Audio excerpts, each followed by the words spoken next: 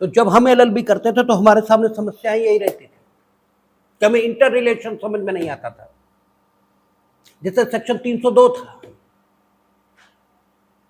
या सेक्शन 303, ठीक है, ये है। सेक्शन 302 तो नहीं खैर, लेकिन 303 के साथ ही समस्या जरूर आती थी, जो वर्तमान में कितना हो गया, 340। 340 कह रहा है कि अभियुक्त को अपनी पसंद के वकील से प्रतिरक्षा कराने का हक होगा, और सेम सेक्शन आपको आर्टिकल 22 में मिलता था। हमें दोनों के बीच इंटर रिलेशन ये कभी समझ में नहीं आता था, और दिमाग उस समय इतना मैच्योर था नहीं कि चीजों को ठीक ढंग से पढ़ पाते। और जहां तक टीचरों का सवाल है, तो ऑन कैमरा बोल देने में भी हमें कोई संकोच नहीं है कि वो हाल है यही कहना ठीक नहीं है, वो तो बेहाल है, ठीक है, उनकी कोई दशा नहीं है, वो दुर्दशा है, ठीक है, अजीब ही हाल है। जैसे कोई हमें बता रहा था, उन्हें अपनी श्रेष्ठता सिद्ध करने के लिए मूर्खतापूर्ण सवाल पूछने की आदत होती है। कोई हमें बता रहा था कि कोई टीचर किसी से पूछ रहा था कि जुडिशियल रिव्यू जो कॉन्स्टिट्यूशन ऑफ इंडिया में है, और साहब जो अपील और रिवीजन के तौर पर, ठीक है, रिव्यू प्रोसीजर है, ठीक है, इन दोनों के बीच भिन्नता क्या है? अभी सिर्फ विद्वता दिखाने का प्रश्न है। अन्यथा अगर किसी ने ठीक से पढ़ा है तो ये बच्चे को पता होता है कि जुडिशियल रिव्यू हमेशा कॉन्स्टिट्यूशनलिटी ऑफ द एक्ट इसको डिसाइड करने के लिए है, ठीक है, whether act is legislative in nature or executive in nature. If you want to test the constitutionality of that particular act, then the procedure will be adopted by you, ठीक है, will be named as judicial review, ठीक है, उसे न्यायिक पुनरीक्षण कहा जाता है, और वो कॉन्स्टिट्यूशन ऑफ इंडिया में होता है। और आपको बताया गया कि वो किसी एक आर्टिकल में नहीं है। जहां भी कॉन्स्टिट्यूशन अपेक्षा करता है कि इस कॉन्स्टिट्यूशन के इस उपबंध के मुताबिक ही विधायिका या कार्यपालिका कार्य करे, तो उसी सेक्शन में जुडिशियल रिव्यू भी है, ऐसा माना जाता है। इसलिए आपसे कहा गया था कि अनुच्छेद 52 शायद था या 53 था, जिसमें कहा था कि राष्ट्रपति इस संविधान के उपबंधों के अनुसार या इस संविधान की व्यवस्था के अनुसार, इन शब्दों में से एक शब्द हो सकता है या समानार्थी शब्दों का प्रयोग हो सकता है, स्वयं में निहित कार्यपालिकी शक्ति का प्रयोग करेगा, ठीक है। और इसीलिए एग्जीक्यूटिव एक्ट उसकी कॉन्स्टिट्यूशनलिटी चेक करने का हक सुप्रीम कोर्ट को मिलता है, क्योंकि राष्ट्रपति के कार्य इनफैक्ट उसके अपने काम नहीं है, वो सारे के सारे अनुच्छेद 74 की व्यवस्था के मुताबिक केंद्रीय मंत्रिमंडल की राय पर किए गए हैं। और चूंकि केंद्रीय मंत्रिमंडल एक्चुअल डूअर है, इसलिए केंद्रीय मंत्रिमंडल को ही अपने कृत्य का justification according to constitution before the supreme court देना चाहिए, और यही व्यवस्था है भी। और जहां तक review procedure which is given in CrPC और सीपीसी, वो क्या है, वो पर्टिकुलर डिसीजन का, ठीक है, which is delivered by civil court और क्रिमिनल कोर्ट, उसकी कॉन्स्टिट्यूशनलिटी नहीं, उसकी लीगलिटी, इसको चेक करने की प्रक्रिया है। लेकिन है सिर्फ इस प्रकार के प्रश्न याद कर करके अपनी विद्वता सिद्ध करना क्लासेस में, ये टीचर्स की आदत बन गई है, ठीक है, और इससे कुछ होता नहीं है, ठीक है। प्रश्न उठे और आप पूछें, ये बढ़िया बात है, प्रश्न पूछना खराब बात नहीं, लेकिन प्रश्न का उठना और फिर प्रश्न का पूछा जाना, ये डिफरेंट प्रोसेस है। और प्रश्न पूछने के लिए, प्रश्न को पूछना, दूसरे को टेस्ट करने के लिए प्रश्न को पूछना, अपनी विद्वता सिद्ध करने के लिए प्रश्न को पूछना, ये बिल्कुल डिफरेंट बात है। हम जब क्लासेस में जाते थे और एक बार हमें लग गया कि आप यानी विद्यार्थी हमसे जिज्ञासावश सवाल नहीं कर रहा है, बल्कि वो हमारा एग्जाम लेने के लिए सवाल कर रहा है। ऐसा होता है। कुछ बच्चों को ये गलतफहमी रहती है कि वे काफी विद्वान हैं, ठीक है, तो ऐसे बच्चे मिल जाते थे क्लासरूम में, वो हमारे ही टेस्ट लेने के, चलो थोड़ा ये समझाइए, तो हम कहते थे हमें आते ही नहीं। समझाएं क्या, हमें आते ही नहीं, कैसे समझा दे। तो ये बिल्कुल प्रश्न काहे के लिए, किस उद्देश्य से किया गया, उसी के अनुसार उत्तर दिए जाते। तो हमारे समय में हमें तो लामे ऐसे टीचर ही नहीं मिले जो मेरी जिज्ञासाओं को शांत करते, इसलिए एलएलबी स्टैंडर्ड पर हमें बहुत समस्या हुई है। कुछ आता ही नहीं था, समझ में ही नहीं आता था, इंटर रिलेशन समझ में नहीं आता था। अब 303 ये कह रहा है कि अभियुक्त को अपनी पसंद के प्रतिरक्षा, अपनी पसंद के वकील से प्रतिरक्षा कराने का हक है। और आर्टिकल 22 वहां भी यही बात कही, ठीक है, कमोवेश, हालांकि ये बात नहीं कही है, कमोवेश ये बात कही है। अब मन में स्वाभाविक प्रश्न उठता था कि अगर अनुच्छेद 22 में ये बात लिखी है तो 303 में लिखने की जरूरत ये क्या है। और जब आपने 1973 में सीआरपीसी को मॉस स्केल पर अमेंड कर दिया, तो फिर 1950 में कॉन्स्टिट्यूशन के आर्टिकल 22 में इस बात को रखने के बाद भी 303 में इसे स्थान देने का क्या औचित्य हो सकता है। ठीक है, वहां तो आ ही गया और यहां भी इसे रखा गया। तो आखिर इनके बीच इंटर रिलेशन क्या है, यानी या तो 303 में रखिए या अनुच्छेद 22 में रखिए। और क्या दोनों अनुच्छेद, दोनों उपबंध परस्पर संबंधित हैं किसी भी प्रकार से? देखिए, संबंध अनेकों प्रकार के हो सकते हैं। दो व्यक्ति परस्पर विरोधी हैं तो भी वे विरोध से परस्पर संबंधित हैं।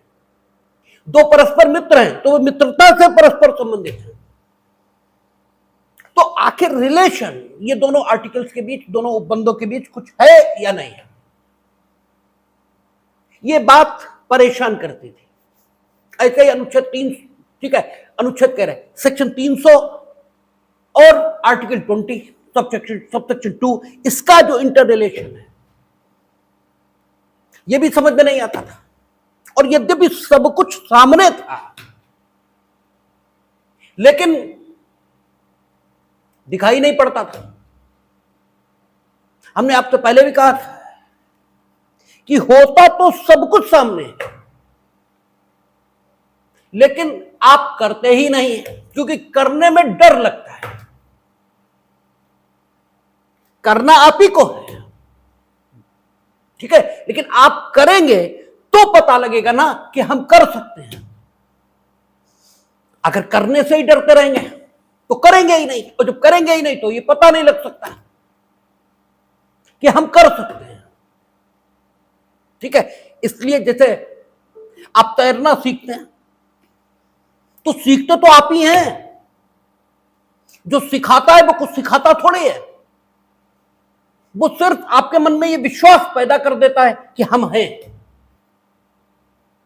और आप पानी में कूदने से डर रहे होते हैं, वो आपको धक्का दे देता है। धक्का देने के अलावा वो तैरने में आपको कुछ नहीं सिखाता।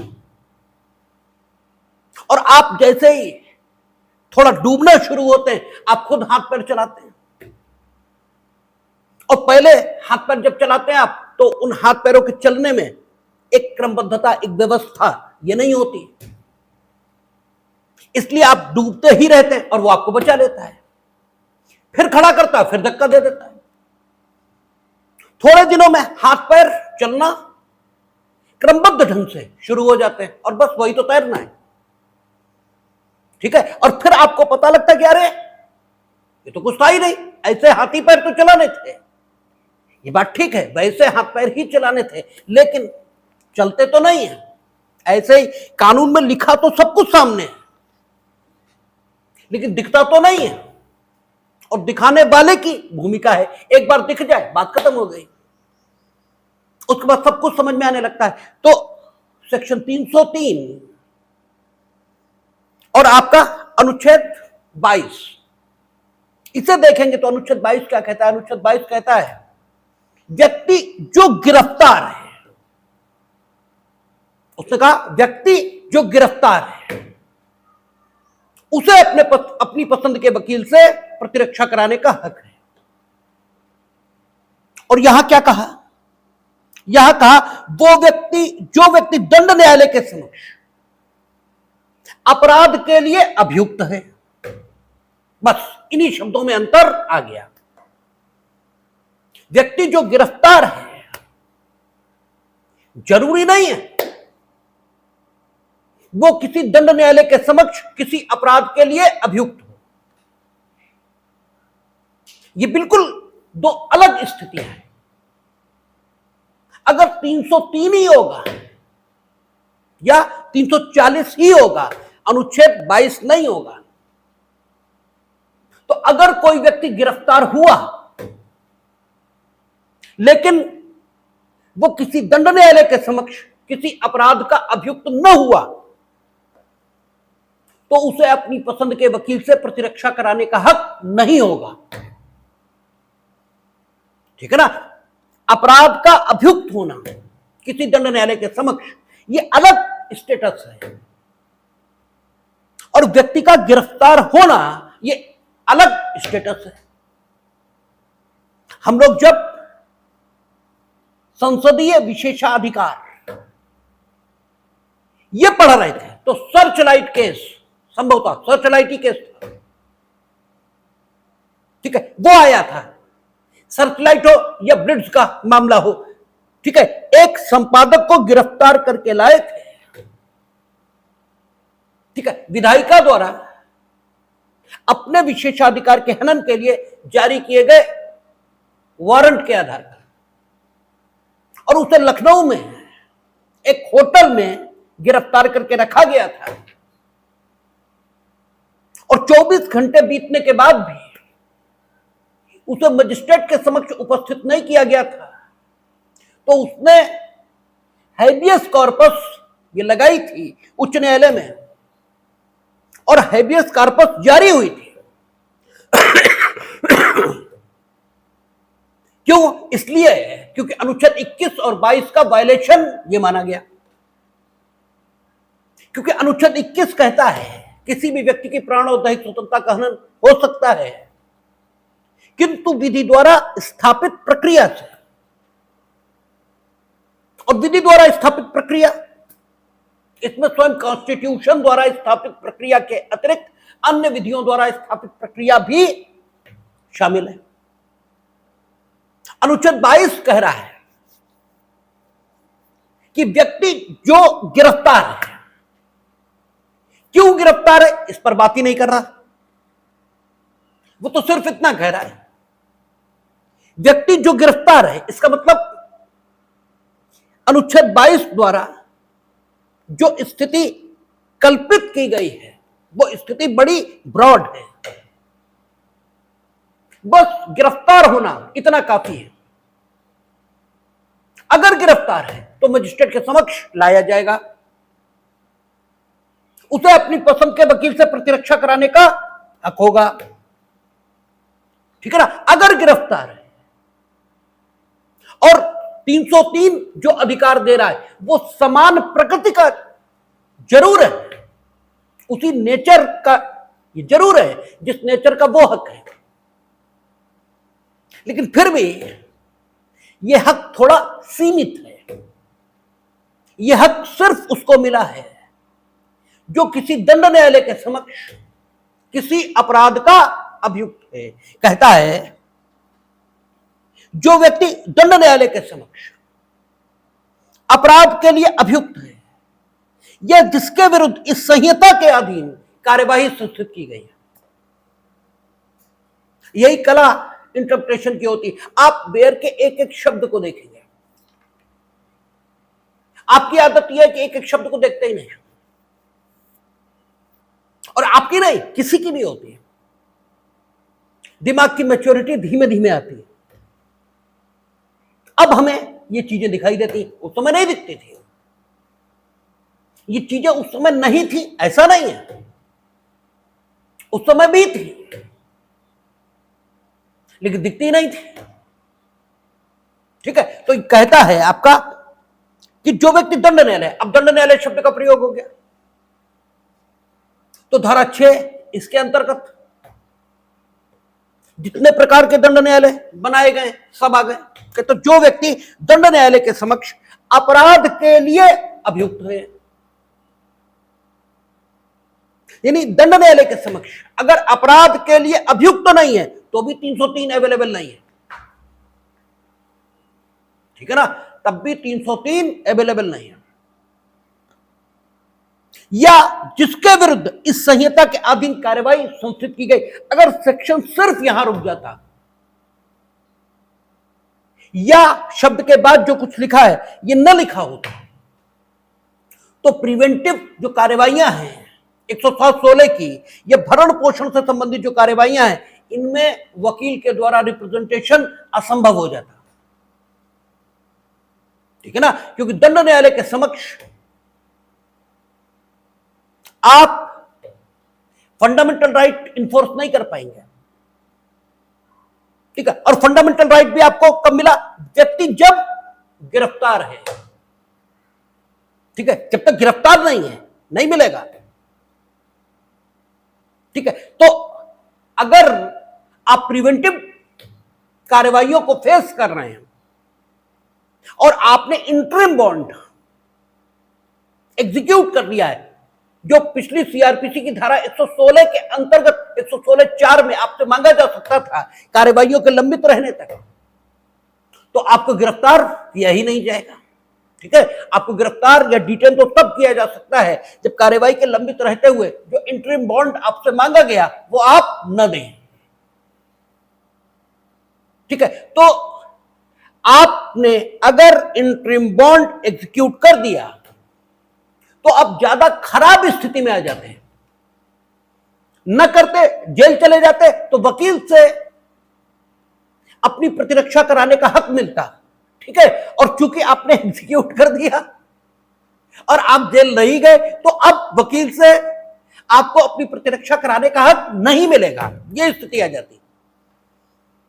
और जहां तक भरण पोषण संबंधी कार्यवाहियां हैं, उनमें भी कुछ नहीं हो पाता। इसीलिए या के बाद उसने लिखा कि या जिसके विरुद्ध इस संहिता के अधीन कार्यवाही संस्थित की गई,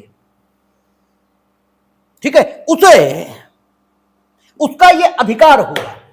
अब यहां हाफील्ड के क्लासिफिकेशन के मुताबिक अगर देखेंगे तो यहां अधिकार उसी सूरत में वर्णित किया गया है जिस सूरत में अधिकार शब्द को कन्वेंशनल ढंग से, पारंपरिक ढंग से समझा जाता है। हमने आपसे कहा था हाफील्ड का क्लासिफिकेशन जब जूरिस्प्रूडेंस में बता रहे थे कि अधिकार, इसकी कई जातियां हो सकती हैं, ये कई प्रकार का हो सकता है। और दिक्कत यह है कि कानूनों में किसी भी प्रकार का अधिकार हो उसे अधिकार के तौर पर वर्णित कर देते हैं। इसलिए कानूनों में थोड़ा मिसकॉन्सेप्शन यह रहता है और उनको ठीक से समझने की जरूरत यह रहती है। और इसीलिए जूरिस्प्रूडेंस की समझ कानूनों को समझने के लिए जरूरी है, क्योंकि अधिकार शक्ति की सूरत में हो सकता है और शक्ति की सूरत में आपको यह अधिकार है, हम यह कर सकते हैं, मेरा अधिकार है। लेकिन यह अधिकार शक्ति की सूरत में है, हम बाध्य नहीं है ऐसा करने को।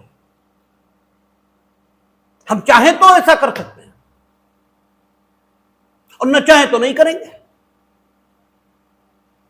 क्षमता की सूरत का अधिकार हो सकता है, विशेषाधिकार केवल हम ही ऐसा कर सकते हैं, बाकी कोई नहीं कर सकता। तो अधिकार की कई कई श्रेणियां हो सकती हैं, अधिकार के कई प्रकार हो सकते हैं, और अधिकार कन्वेंशनल सेंस में जैसा समझा जाता है कि हमारा ये अधिकार है, तो उसी कन्वेंशनल सेंस में यहां अधिकार शब्द का प्रयोग हुआ। अभियुक्त का यह अधिकार होगा कि उसकी पसंद के अधिवक्ता द्वारा उसकी प्रतिरक्षा की जाए। अब सवाल यह है कि अधिवक्ता द्वारा ही प्रतिरक्षा क्यों हो? ठीक है, उसकी पसंद के अधिवक्ता द्वारा उसकी प्रतिरक्षा की जाए। इस सेक्शन में नेचुरल जस्टिस करस्पॉन्ड हो रहा है। ठीक है, हमने आपसे कहा था कि प्राकृतिक न्याय है, इसके सिद्धांत उन जगहों पर लागू नहीं होते, ठीक है, जहां पर काम को करने की प्रक्रिया ये दी गई है, क्योंकि प्रक्रिया में ऑलरेडी नेचुरल जस्टिस समाहित रहता है। प्राकृतिक न्याय, इसका 3 ही सिद्धांत: अपॉर्चुनिटी टू बी हर्ड, यह होनी चाहिए, रीजन डिसीजन होना चाहिए, and authority who is going to decide that must be free from bias, वो पक्षपात से रहित होना चाहिए। यही 3 अपेक्षाएं ये प्राकृतिक न्याय की हैं। और जहां प्रक्रिया बना दी जाती है वहां प्राकृतिक न्याय की इन तीनों अपेक्षाओं को प्रक्रिया विधि के विभिन्न उपबंधों के माध्यम से पूरा कर दिया जाता है। इसलिए प्राकृतिक न्याय के सिद्धांत जहां प्रक्रिया है वहां लागू नहीं होते। प्राकृतिक न्याय के सिद्धांत मोस्ट प्रोबेबली ट्रिब्यूनल्स, इनके समक्ष जब न्याय निर्णय चलता है तो वहां लागू होते हैं।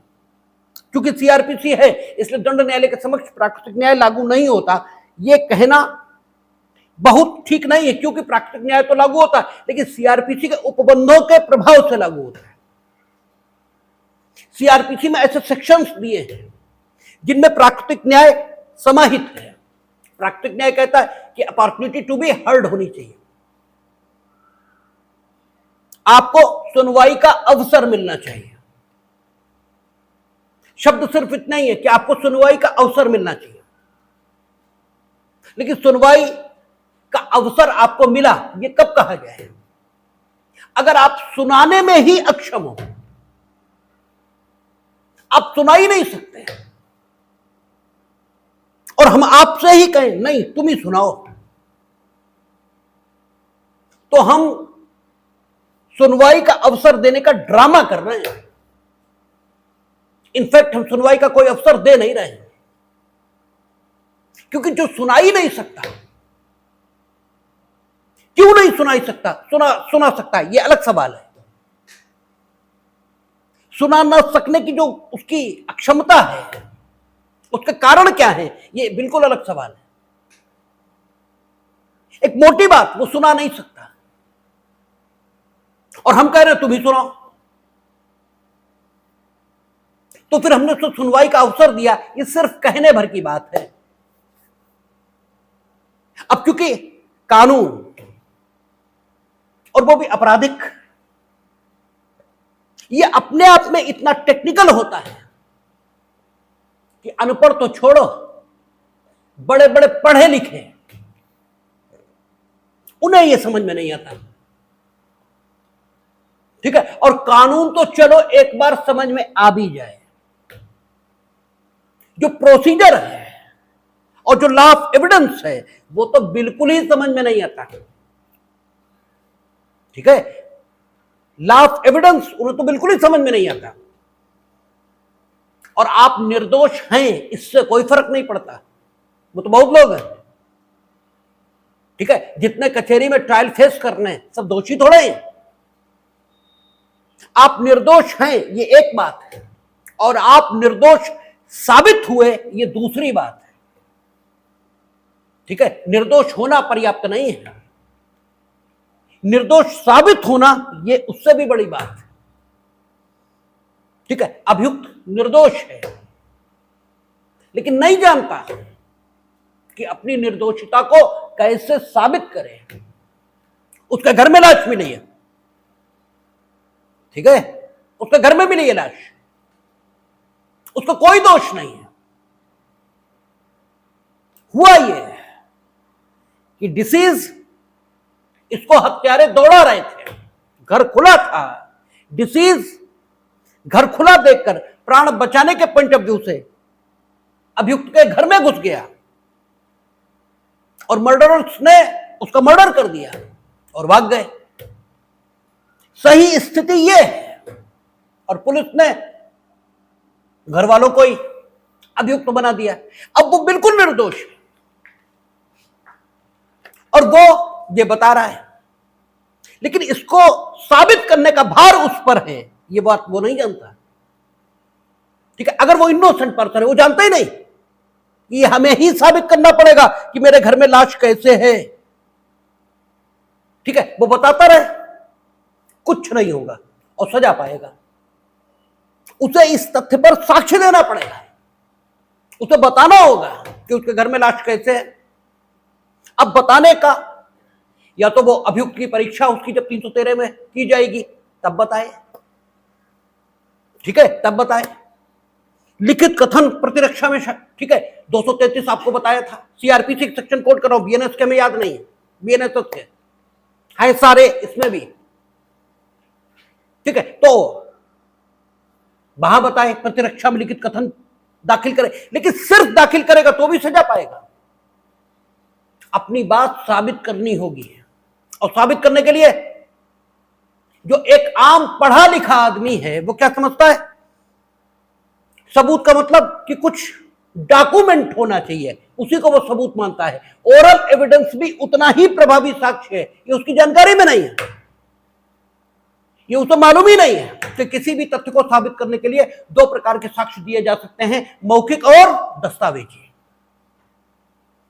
हाँ, ये ठीक है कि अगर किसी तथ्य पर मौखिक साक्ष्य भी अवेलेबल है और दस्तावेजी भी अवेलेबल है तो न्यायालय को उस तथ्य का या उस तथ्य पर उपलब्ध साक्ष्य का साक्षिक मूल्यांकन करते समय दस्तावेजी साक्ष्य को अधिमान देना चाहिए, क्योंकि उसके सत्य होने की गुंजाइश अधिक है। यह अलग बात है, लेकिन हर तथ्य दस्तावेजी साक्ष्य से साबित किया जाएगा यह नहीं लिखा है एविडेंस एक्ट में। लेकिन एक आम पढ़ा लिखा आदमी जो मार एमएससी, बीएड, एमएड हो जाने, पीएचडी हो जाने, कौन कौन डिग्री ली है,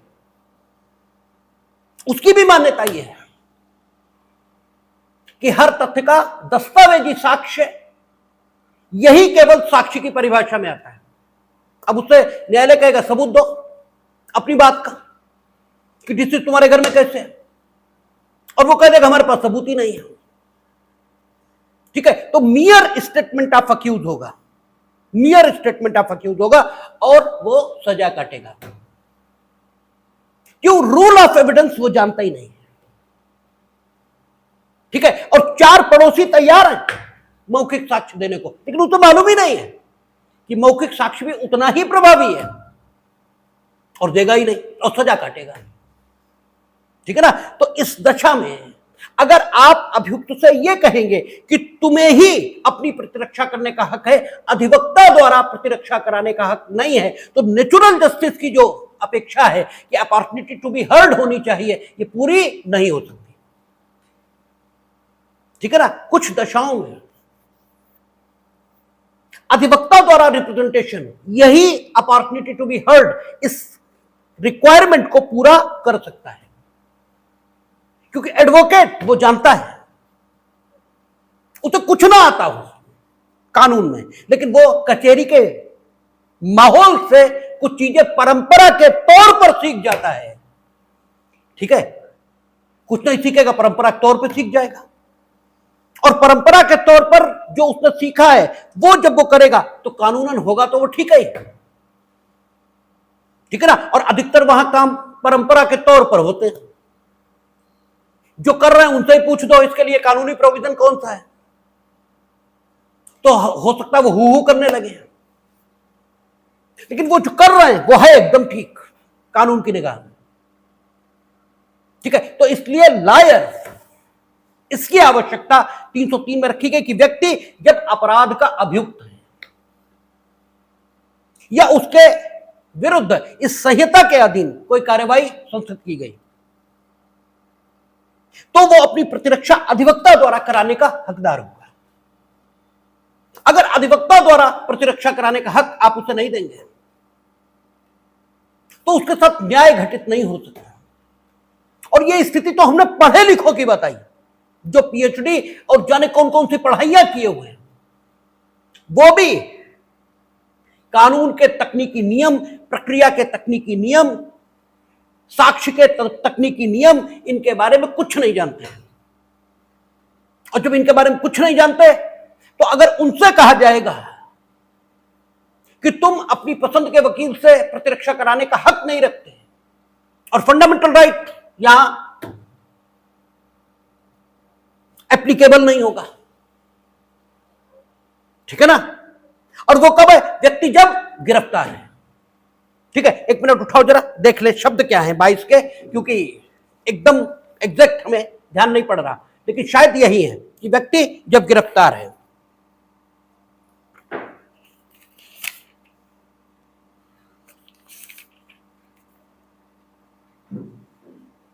हाँ ठीक, सब सेक्शन 1 22(1) कहता किसी व्यक्ति को जो गिरफ्तार किया गया है, ऐसी गिरफ्तारी के कारणों से यथाशीघ्र अवगत कराए बिना अभिरक्षा में निरुद्ध नहीं रखा जाएगा या अपनी रुचि के विधि व्यवसायी से परामर्श करने और प्रतिरक्षा कराने के अधिकार से वंचित नहीं रखा जाएगा। किसे? जो गिरफ्तार है। बेल मिल गए, अब अनुच्छेद 22 कामी का नहीं रहा, ठीक है, क्योंकि व्यक्ति जो गिरफ्तार है, ठीक है, व्यक्ति जो गिरफ्तार है उसे अपनी पसंद के वकील से अपनी प्रतिरक्षा, अपना डिफेंस कराने का फंडामेंटल राइट है। अब गिरफ्तार नहीं है, ठीक है, क्यों? क्योंकि उसे बेल मिल गई। हालांकि अगर विस्तार से मामले को कंसेप्शन में लिया जाए तो माना उसे अभी भी गिरफ्तार जाएगा, क्योंकि हमने आपसे कहा था कि अभिरक्षा, ठीक है, न्यायिक और कैसी भी हो सकती है, और न्यायिक अभिरक्षा की सीमाएं जेल तक सीमित हो सकती हैं, और न्यायिक अभिरक्षा की सीमाएं ऐसी भी हो सकती कि तुम चाहे जहां घूमो, हम जब बुलाएंगे तो आओगे, ठीक है। तो बेल मिल गई तो माना तब भी वो गिरफ्तार जाएगा, ठीक है, अगर गिरफ्तार इस शब्द का उदार अर्थान्वयन कर दें तो। लेकिन फिर भी उदार अर्थान्वयन हर वक्त हो ही जाएगा, इसकी कोई गारंटी नहीं है। इसलिए बेहतर यह होगा कि प्रक्रिया विधि में यह लिख दिया जाए कि व्यक्ति अगर किसी दंड न्यायालय के समक्ष किसी अपराध का अभियुक्त है या उसके विरुद्ध कोई कार्यवाही संस्थित हुई है तो उसे अपनी पसंद के वकील से प्रतिरक्षा कराने का हक होगा। और यह जो सेक्शन है वो जस्टिफाइड भी है। कानून अगर जस्टिफाइड नहीं है तो वो कानून है, कम से कम ये तो नहीं माना जाना चाहिए, ठीक है। ये जस्टिफाइड बात है। और क्यों जस्टिफाइड है? आपने देखा था 301 कह रहा था कि अभियोजन का संचालन लोक अभियोजक, ठीक है, सहायक लोक अभियोजक, अपर लोक अभियोजक यही करेंगे। और 301 कह रहा था कि मजिस्ट्रेट के समक्ष अगर अभियोजन चल रहा है तो मजिस्ट्रेट किसी प्राइवेट पर्सन को या पुलिस ऑफिसर जो निरीक्षक की पंक्ति से अनिम्न नहीं है उसे अभियोजन संचालित करने का हक दे सकते हैं। और अगर कोई प्राइवेट व्यक्ति ये निर्देश देता है किसी अधिवक्ता को कि वो उसकी ओर से काम करे तो भी वो अभियोजन की ड्राइविंग सीट पर नहीं आ सकता, वहां लोक अभियोजक ही रहेगा। और लोक अभियोजक सेशन के समक्ष जो होगा वो 7 वर्ष का, ठीक है, अनुभव रखने वाला अधिवक्ता होगा। तो अभियोजन का संचालन एक्सपीरियंस्ड हैंड में है, ठीक है, वो अनुभवी हाथों में है, ठीक है। तो कम से कम दूसरे पक्ष को इक्वल फुटिंग का हक यह होना चाहिए कि वो जिससे कराना चाहे अपनी, ठीक है, प्रतिरक्षा, उससे अपनी प्रतिरक्षा कराए, ठीक है ना। आप उसे मजबूर नहीं कर सकते कि वो स्वयं अपना डिफेंस करे। जब उधर प्रोसिक्यूशन वादी नहीं कंडक्ट कर रहा है, अधिवक्ता ही कंडक्ट करेगा। वहां क्या है, अधिवक्ता ही कंडक्ट करेगा, वादी का कोई रोल नहीं है, ठीक है। यद्यपि मामला पुलिस रिपोर्ट से अन्यथा संस्थित है और मजिस्ट्रेट के समक्ष ट्रायल है, तो हो सकता प्राइवेट काउंसिल भी प्रोसिक्यूशन को कंडक्ट कर रहा हो, लेकिन वो वादी की अपनी लाइकिंग है। लेकिन जहां सीरियस नेचर ऑफेंस है वहां लोक अभियोजक ही, क्योंकि सेशन के समक्ष प्रक्रिया एक ही है, मामला पुलिस रिपोर्ट पर संस्थित है या पुलिस रिपोर्ट से अन्यथा संस्थित है, इससे लेना ही देना नहीं। तो इक्वल फुटिंग पर आप दोनों को हक देंगे या नहीं देंगे, वहां जब अधिवक्ता ही करेगा, और वो भी अनुभवी, नया नहीं हो सकता, 7 वर्ष उसकी स्टैंडिंग होगी बार में मिनिमम, तब प्रोसिक्यूशन उसे मिलेगा। तो डिफेंस उसे कम से कम इतना हक तो दो कि वो अपनी पसंद के वकील से अपनी प्रतिरक्षा कराए। इसलिए 303 यहां लिखा है, और दोनों के बीच पर्याप्त डिफरेंस आपको 22(1) और 303 में दिखेगा। वो एक जनरल प्रोविजन है कि व्यक्ति जब गिरफ्तार है, गिरफ्तार कई कारणों से हो सकता है, और यहां अपराध का अभियुक्त है और दंड न्यायालय के समक्ष है, ठीक है, या उसके विरुद्ध इस संहिता के अधीन कोई कार्यवाही यह संस्थित हुई है। और कब, जब वो अपराध का अभियुक्त है दंड न्यायालय के समक्ष। यह नहीं कहा विचारण चलेगा तभी, यह नहीं है सेक्शन में कि विचारण चलेगा तभी उसे अपनी प्रतिरक्षा अपनी पसंद के अधिवक्ता इससे कराने का हक है।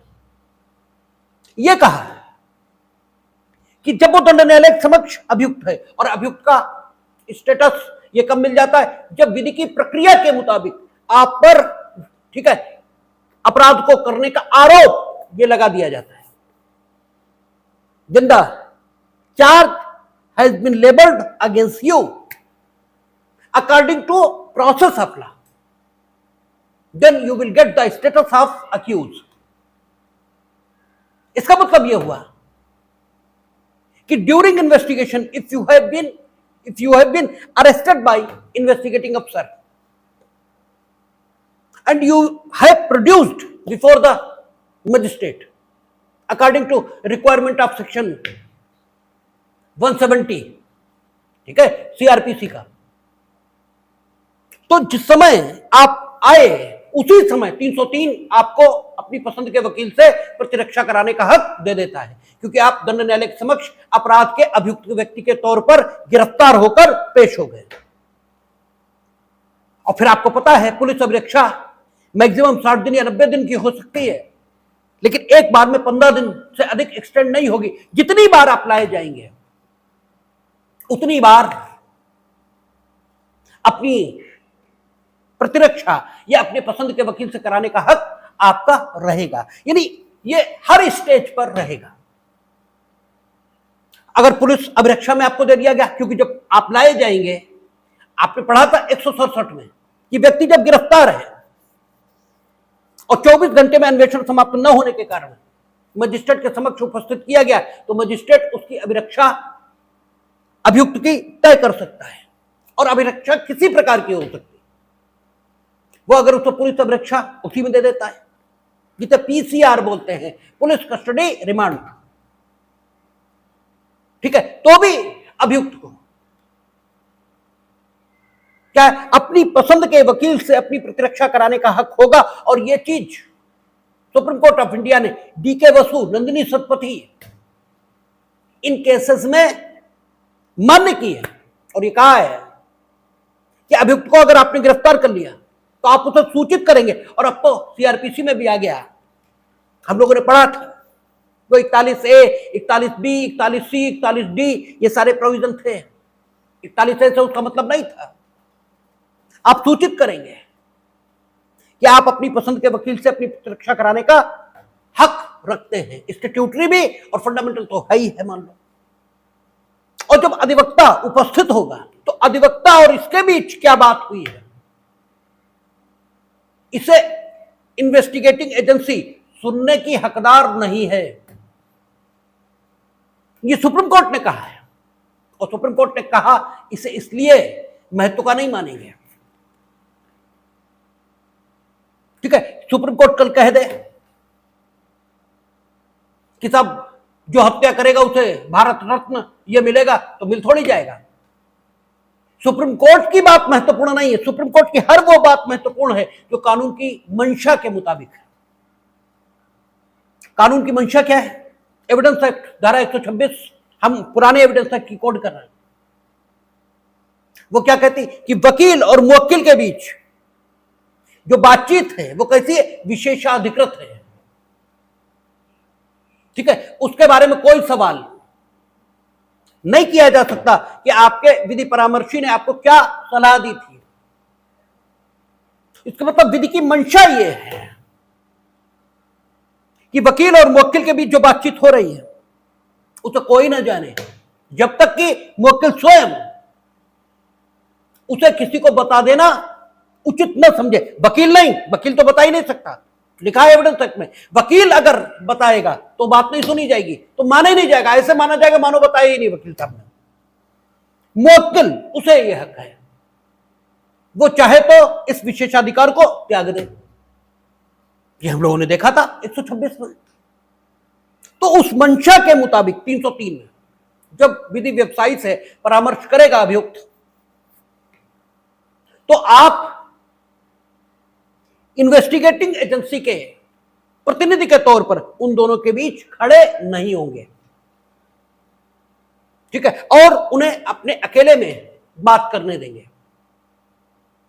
ठीक है, और जब पुलिस इन्वेस्टिगेट करेगी तो उसमें भी इन्वेस्टिगेशन में कोई इंटरफियर नहीं कर सकता, इससे वकील साहब भी उस समय वहां उपस्थित रहने की मांग नहीं कर सकते कि हम सब कुछ सुनेंगे।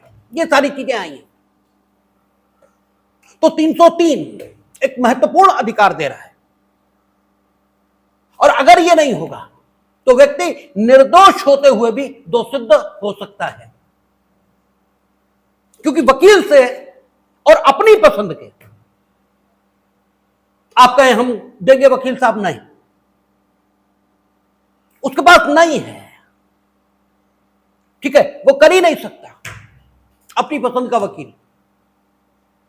तो अगला सेक्शन है 304 या 341, वो विधिक सहायता दिए जाने के संबंध में उपबंध करता है। लेकिन अगर वो चाहता है कि हम ही करेंगे तो उसे करने दीजिए, तब उसे अपनी पसंद के वकील से प्रतिरक्षा कराने का हक है, आप उसे मजबूर नहीं कर सकते। और यहां तक कहा है कोर्ट ने कि अगर उसकी पसंद का वकील है और उसकी पसंद के वकील ने एग्जम्पशन सीक किया है, ठीक है, यह कहकर के हम सीरियसली बीमार हैं, हम नहीं कर सकते आज, और अगर कोर्ट ऐसा करता है कि किसी अन्य वकील को, जो 304 में अभी हम लोग देखेंगे कि अब यह व्यवस्था बन गई है कि राज्य की सहायता पर, राज्य के खर्च पर अभियुक्त को वकील दिया जा सकता है, और कोर्ट क्या करता है कि राज्य की, ठीक है, कास्ट पर, राज्य के खर्च पर उसे वकील उपलब्ध कराकर कार्यवाही आगे बढ़ा देता है, तो कार्यवाही शून्य मानी जाएगी और जज साहब के खिलाफ कार्यवाही होगी। उसे अपनी पसंद के वकील से प्रतिरक्षा कराने का हक है, आप उसे मजबूर नहीं कर सकते कि वो आपकी पसंद के वकील से प्रतिरक्षा कराए, ये नहीं कर सकते आप। और कोई सीरियसली अगर बीमार है और उसकी एप्लीकेशन आई है तो आप कम से कम एक अवसर उसे जरूर देंगे, ठीक है। और अगर लंबे समय यह स्थिति रहती तो आप ये कह सकते हैं उससे कि तुम अपनी पसंद का दूसरा वकील चुनो, और उसके लिए उसे अवसर देंगे आप, ठीक है ना। अगर आपको कानून मालूम होगा तो आपको कोई धमका नहीं सकता। ठीक है, अपनी पसंद के वकील से प्रतिरक्षा कराने का हक है, और आप जैसे ही एप्लीकेशन देंगे वैसे ही उनके होश ठिकाने आ जाते हैं। ये हम देख चुके हैं एक मामले में, तब हम डिफेंस में थे। हमारा एक मुवक्किल, उसने हमें आज ही वकील किया और विटनेस हाजिर। उससे पूर्व उसने अदालत से कहा होगा कि हमारे पास वकील नहीं, तो 304 की व्यवस्था के मुताबिक, क्योंकि कोर्ट का दायित्व तो अभी 304 देखेंगे हम लोग कि वो वकील दे सकते हैं, उन्होंने दे रखा था। हम पहुंचे, एप्लीकेशन दिए कि साहब हम आ गए इनकी ओर से। नहीं, वो हमारे तो वकील साहब हैं, वो करेंगे, या आप जिरे करिए। तो हमने कहा साहब आज क्रॉस एग्जामिनेशन हम कैसे कर लेंगे, हम आज ही आए, आज हमने पढ़ा नहीं, हमें पता नहीं कुछ, हम क्या करेंगे। नहीं, वो कुछ नहीं, वो करेंगे। हमने कहा ठीक, ये एप्लीकेशन रखिए, इस पे ऑर्डर कर दीजिए, इसे रिजेक्ट कर दीजिए, हम जा रहे, और इन पे अपना जो आपने अपॉइंट किया है वकील, उन साहब से करा लीजिए। ठीक है, अब जाइए ऑर्डर देख लीजिएगा। ऑर्डर देख लिया, एडजर्न हो गया। ठीक है, अगली तारीख नियत की जाती है। लिखत पढ़त में कोई नहीं फंसता, लिखत पढ़त में कोई नहीं फंसता। अपनी पसंद के वकील से प्रतिरक्षा कराने का हक है, और कोर्ट ने यह भी कहा है कि आप पर्याप्त समय देंगे, ये नहीं करेंगे आप कि अभी करिए, ये नहीं करेंगे, अपनी पसंद के वकील।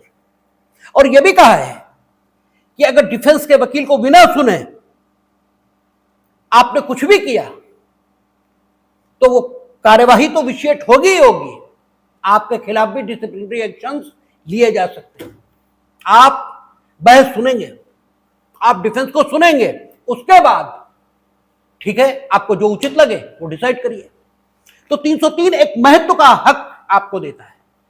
304 देखें, 304 क्या कहता है, यानी 341 कुछ मामलों में अभियुक्त को राज्य के व्यय पर विधिक सहायता जहां न्यायालय के समक्ष किसी विचारण या अपील में अभियुक्त का प्रतिनिधित्व किसी अधिवक्ता द्वारा नहीं किया जाता, ठीक है, और जहां न्यायालय को यह प्रतीत होता है कि अभियुक्त के पास किसी अधिवक्ता को नियुक्त करने के लिए पर्याप्त साधन नहीं है, वहां न्यायालय उसकी प्रतिरक्षा के लिए राज्य के व्यय पर अधिवक्ता उपलब्ध कराएगा। जरा ये उठाना पुरानी वाली में देखें जरा क्या स्थिति है। हमें जहां तक याद पड़ता है सेशन न्यायालय था इसमें।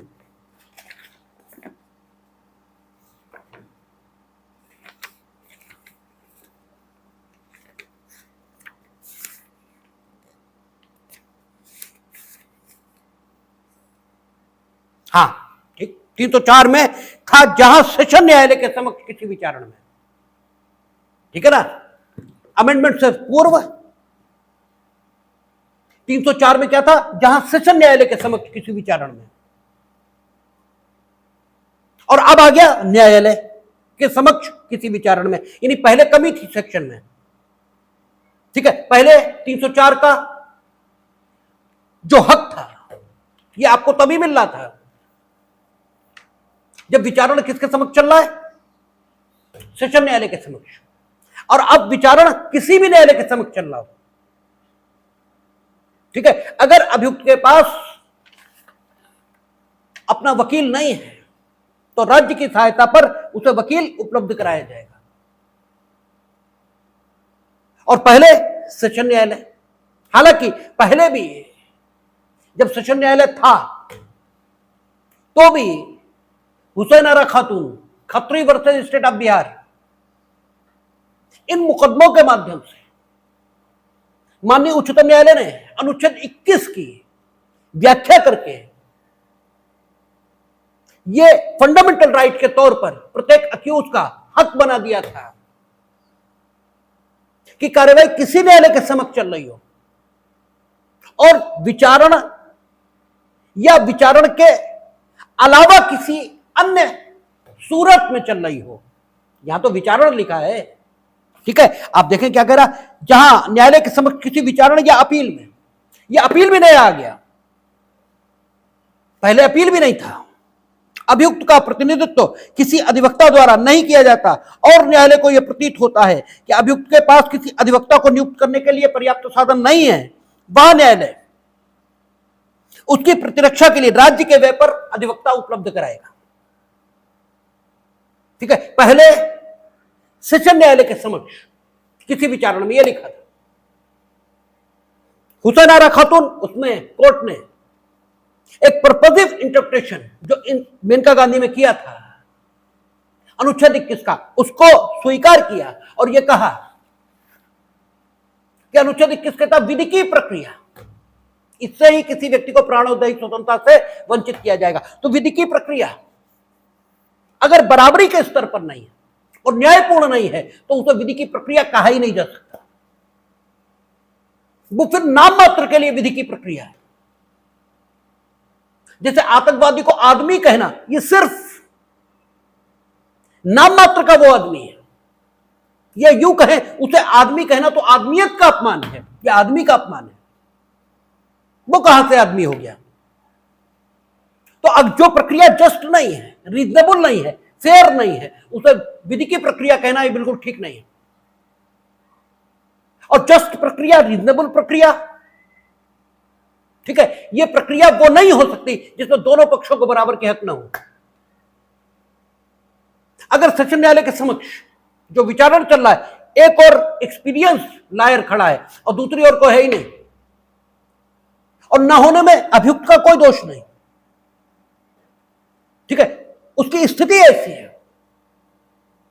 वो तमिलनाडु का रहने वाला, यहां उसे वो जानता नहीं, क्या बंद हो गया। अब जब गिरफ्तारी हो गया, अपने घर वालों से संपर्क कैसे करें? उसकी परिस्थिति ऐसी, इसलिए बहुत पैसे वाला है, लेकिन कोई आए तो ठीक है, उसे अधिवक्ता कहां से मिल जाएगा? भाई इंगेज करने की सुविधा तो हो, वो मुक्त है, लेकिन गरीब आदमी है, फीस ही नहीं दे सकता अधिवक्ता की,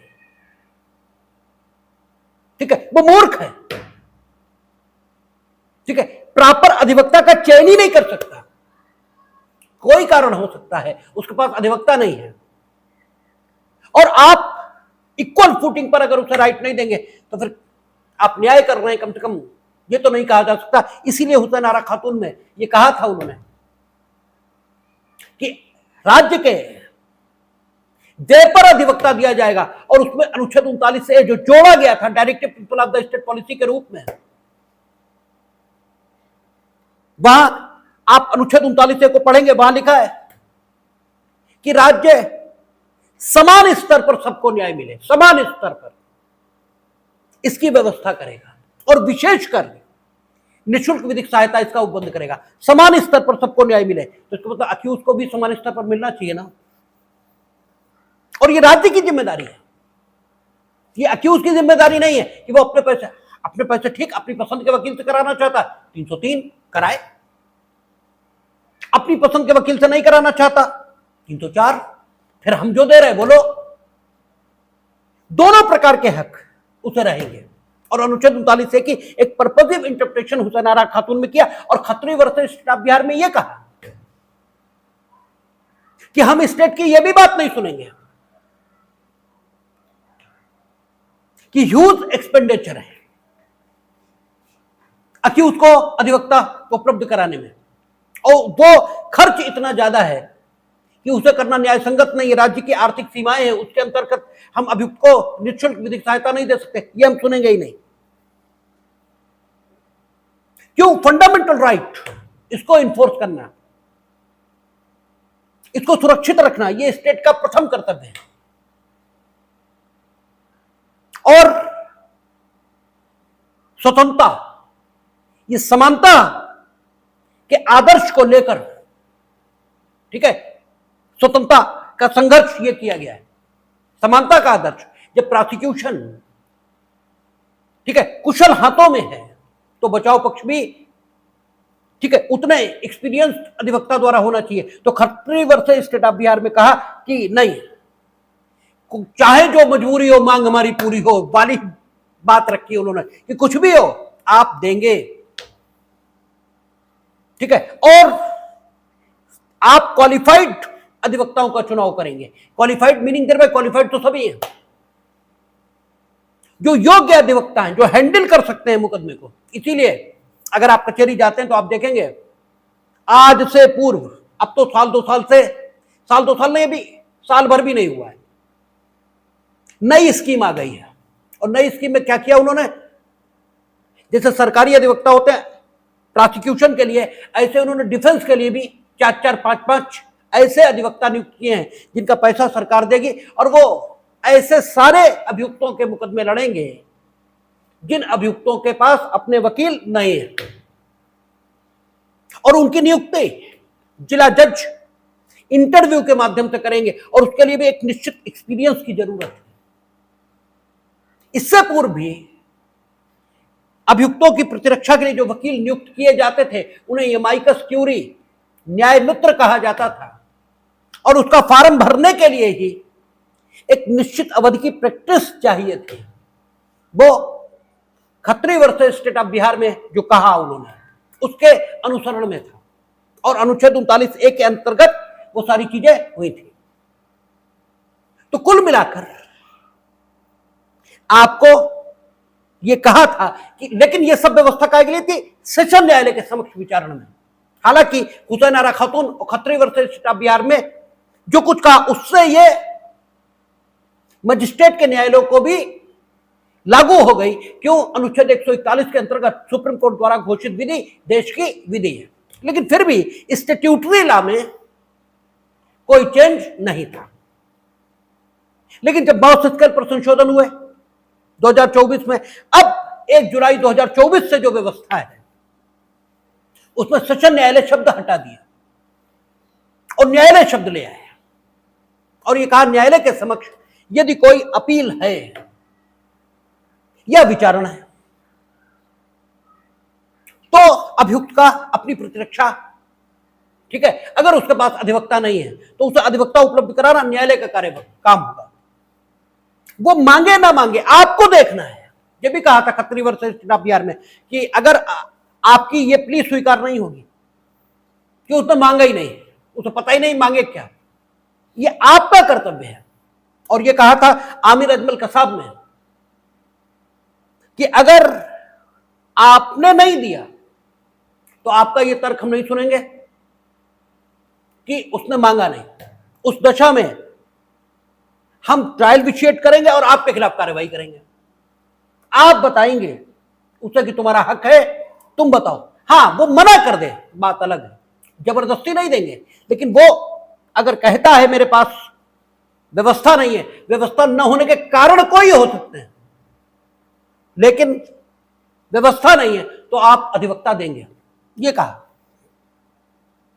इसलिए अधिवक्ता देना ये काम था, और वहां केवल इतने लिखा था सेक्शन। अब स्थिति आ गई न्यायालय के समक्ष, लेकिन अभी भी अधूरा है सेक्शन, अभी भी अधूरा है। इतना तो आ गया कि न्यायालय के समक्ष यदि विचारण चल रहा है, यानी मजिस्ट्रेट का न्यायालय भी आ गया, सेशन न्यायालय भी आ गया, और विचारण एग्जीक्यूटिव मजिस्ट्रेट के यहां चल नहीं सकता, ठीक है। न्यायालय के समक्ष कोई विचारण चल रहा है, यह अपील चल रही है, तो और उसके पास वकील नहीं है तो अपनी पसंद के वकील से प्रतिरक्षा कराने का हक होगा। लेकिन विचारणा, ठीक है, आपका समाप्त हो गया और वो दोष सिद्ध हुआ, सेशन न्यायालय मृत्युदंड मिल गया उसे, ठीक है, मृत्युदंड मिला। अब रेफरेंस गया, क्या रेफरेंस में वकील न होने की दशा में स्टेट उसे वकील देगी या नहीं देगी, इस विषय पर अभी भी कुछ नहीं है, ठीक है ना। वहां उसके पास अपनी प्रतिरक्षा कराने के लिए वकील नहीं है, क्या होगा, इस विषय पर अभी भी कोई डायरेक्शन नहीं है। एक बात।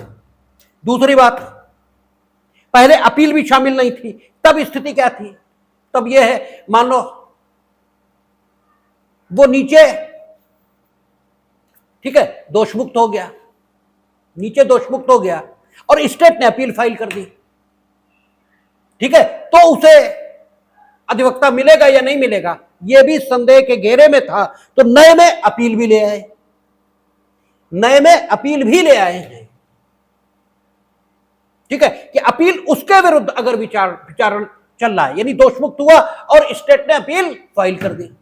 लेकिन अभी भी कमी है, अगर दोष सिद्ध हो गया और जेल चला गया और वो अपील फाइल कराना चाहता है, ठीक है, तो उसे अधिवक्ता मिलेगा या नहीं मिलेगा, ये अभी भी संदेह के घेरे में है।